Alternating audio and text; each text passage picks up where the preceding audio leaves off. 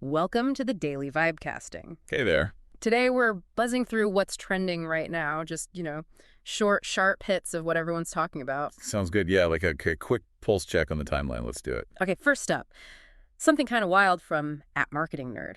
Did you know, back in the 70s, Japan basically hated coffee? Really? Hated it. I didn't know that. Yeah. Nestle apparently poured tons of money in, tried everything, and it just completely flopped. Wow. That's surprising. You think coffee's universal almost. Right. But here's the twist. They hired a child psychologist, this guy, Clotaire Rapet. A child psychologist for coffee. Yeah. His insight was people in Japan had zero childhood connection to coffee. No warm, fuzzy memory. Oh, okay. So no, nostalgic pull or anything. Makes sense. Exactly. So the strategy, and this is kind of sneaky, was coffee-flavored candies aimed right at kids. Get them young. Build the nostalgia from the ground up. You got it. Long game. Fast forward. Japan's the 4th largest coffee importer now. No way. Yeah. From hating it to 4th largest.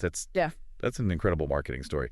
Shows the power of psychology, I guess. Definitely paid off. Okay, next up, a pretty bold claim about search engines. Oh, yeah. This is from @CharlieKirk11. He's saying Grok is so good, who even needs Google anymore? Like, the end of search engines as we know them.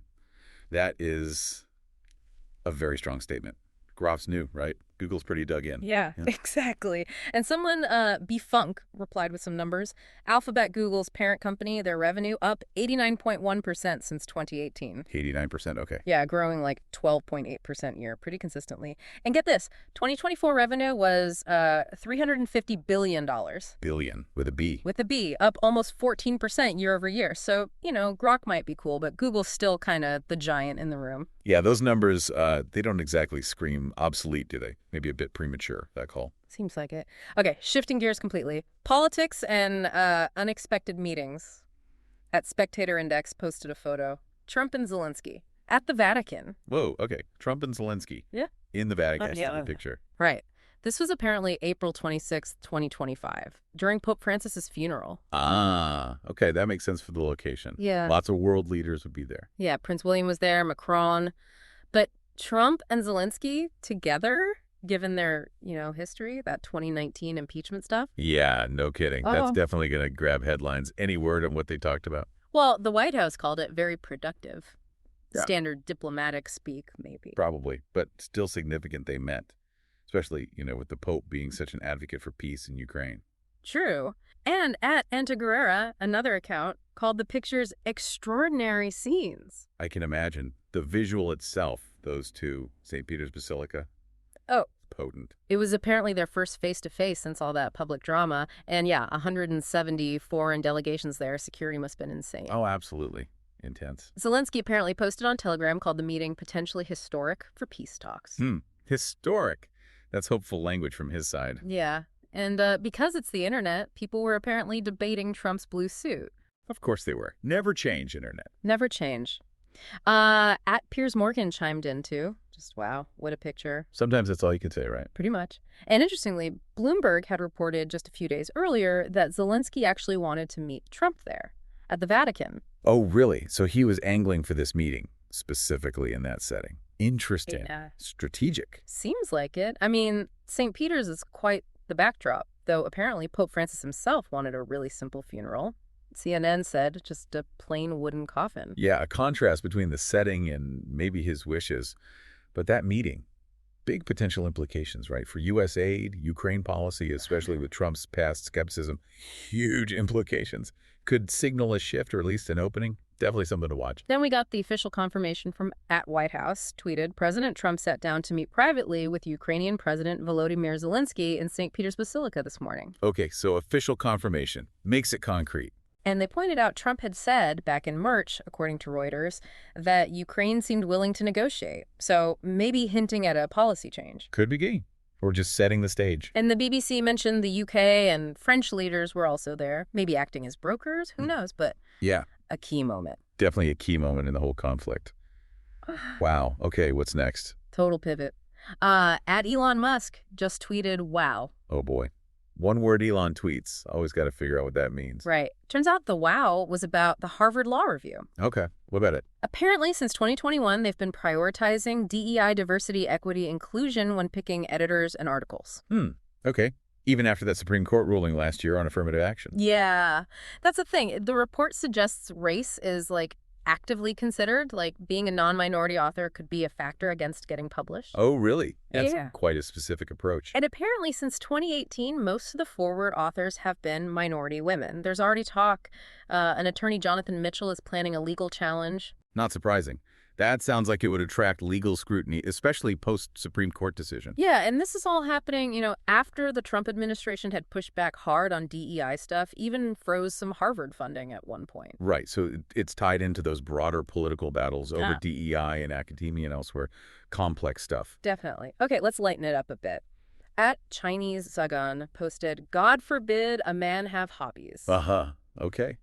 Where's this going? It's got a picture. Apparently a 19-year-old woman feeling ignored because her 22-year-old boyfriend is just completely obsessed with the stock market. Ah, the classic, my partner has an all-consuming hobby situation. I feel like I've seen this movie before. Totally. It reminded me of that stock market BF and astrology GF meme from the whole GameStop thing in 2021. Oh, yeah. That was everywhere for a while. Yeah. Captures a certain dynamic. Apparently that whole retail investing rush gives people a dopamine hit. And there's data suggesting, men lean towards competitive hobbies, women maybe more social ones, general social survey data from 2023. Interesting. So maybe some underlying, psychological or social patterns influencing those hobby clashes. Makes sense. Okay, back to sports. NFL draft buzz. At RGII, Robert Griffin III is weighing in. Always got opinions. RGII. What's he saying? He thinks it's ridiculous that Shedder Sanders didn't get picked in the first 3 rounds. Okay. Sanders, Deshaun's son. Right. A lot of hype around him. Yeah. Big 12 Offensive Player of the Year. But then, at High Scar Starsbucks pointed out something kind of weird. What? Apparently, all the QBs drafted in those first rounds, their college jersey numbers were still active, not retired. Sanders' number was retired. Just a weird stat. That is weird. Probably just a coincidence, but Yeah. spooky draft coincidence. Totally. But yeah, Sanders slid. People debate why maybe the celebrity factor, the confidence, talent seems there, mostly. Draft slides happen. Sometimes it's about team fit. Sometimes it's interviews. Sometimes it's just weird draft dynamics. The whole thing was kind of unpredictable this year, right? Lots of trades. Yeah. CBS Sports even hinted maybe the criticism of him was a bit unfair. Always tough separating the noise from the actual evaluation with high-profile guys like that. Okay, next one. I think a lot of drivers will feel this. At Combat Learjet is not a fan of automatic start-stop systems in cars. Oh, boy. The engine cutting off at every light. Yeah, I know people who hate that. He posted, "I can't express how much I despise this system, dumbest invention ever," with a pick of the A button. Haha, strong feelings. I get it, though. It can feel abrupt. Someone else at Battleship 63 replied they didn't even know what the button did. See, it's not universally loved or understood. It's meant to save fuel, lower emissions, right? Engine off when stopped. Yeah, that's the idea. The green angle. But Autocar apparently reported it might cause more engine wear, all those restarts, though carbuzz.com says it does save fuel. Ah, the classic trade-off. Fuel economy versus potential long-term wear. And driver annoyance, apparently. Seems like it. Okay, more draft takes, and this one's going to be fiery at Real Skip Bayless. Oh, Skip. Brace yourselves. What about Shedder? He's reacting to Adam Schefter reporting Sanders could fall to, 83rd overall. Skip's take. He should have gone first to Tennessee. All caps, of course. Of course. First overall. That's Yeah. That's a Skip Bayless take right there. Maximum heat. I mean, Sanders won the Johnny Unitas Golden Arm Award last year, top senior QB. Yeah. But there's also been anonymous coach feedback saying, poor performance traits, stuff like that. Right. The usual draft gossip. Some love him, some see flaws. Yeah. Skip just picks the most extreme lane possible. Pretty much his brand, isn't it? Okay, quick social media moment. At Natalie Winters posted, "So this happened." Okay. Intrigue. What happened? It's a photo of her with Taylor Lorenz. Oh. Okay. Winters and Lorenz. Interesting combo. What's the twist? Taylor Lorenz is wearing a mask in the photo at a social event. Oh. Okay. That tracks, maybe. Lorenz has been pretty outspoken about COVID precautions. Yeah, Right? very cautious. Places like Outkick have written about it.